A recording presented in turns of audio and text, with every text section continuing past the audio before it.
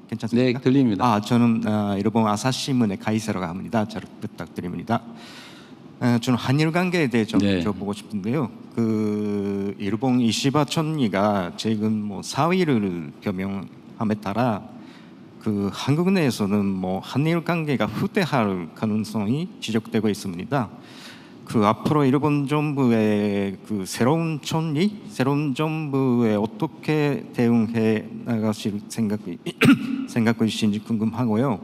또 역사 문제와 관련하여 사도관상 주도식이 올해도 한일 간 합의에 이르지 못해서 따로따로 개최된다고 합니다.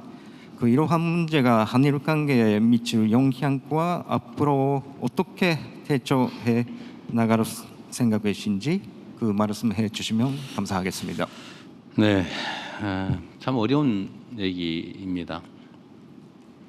한일 관계는 참 대북 관계만큼 어려운 것 같아요. 최근에는 대미 관계도 똑같이 어려운 것 같아요. 이 외교는 언제나 어려운 것 같습니다. 외교는 제가 평소에 가지고 있는 생각은 그런 건데, 우리는 보통 규칙 속에서 살잖아요. 일정한 규칙, 규범, 어쩌면 상식, 윤리 이런 속에서 살죠. 예, 그런데 국제 관계는 규칙이 사실은 없어요. 규칙이 있는 것처럼 행동하지만 필요하면 언제든지 규칙은 의미가 없게 되는 거죠. 사실은 없는 거예요. 그래서 어려운 것 같아요. 한일 관계는 저는 언제나 말씀드린 것처럼 상대의 대표 선수, 총리, 대통령이 누구냐, 또는 그가 어떤 생각을 갖고 있냐, 그게 중요한 게 아니고, 한일 관계에서는 저는 우리가 어려우니까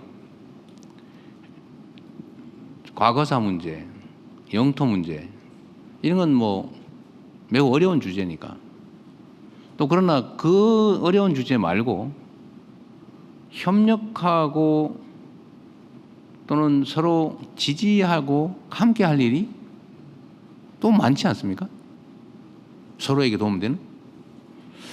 그래서 과거사 문제나 영토 문제를 외면하지는 말자. 제 입장은 그런 거죠. 외면하지는 말되 그 문제하고 사회, 경제, 민간 교류 같은 좀 미래지향적인 그런 문제들은 또 그 문제대로 별도로 접근하자.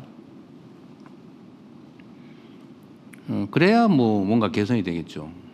그래서 이시바 총리에 대해서도 일부 우리 국민들은 약간 비판도 있습니다만, 일단 얼굴 보고 조건 달지 말고 오시기 어려우면 제가 먼저 가고 이웃하고 친하게 지내듯이 좀 미리 엄격하게 따지지 말자. 그래서 제가 먼저 갔죠. 미국 가기 전에 그것도 대미 협상에 있어서 조금 필요한 측면도 있고 우리한테.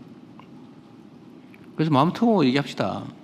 그랬더니 많이 좋아졌어요, 사실은 예상보다.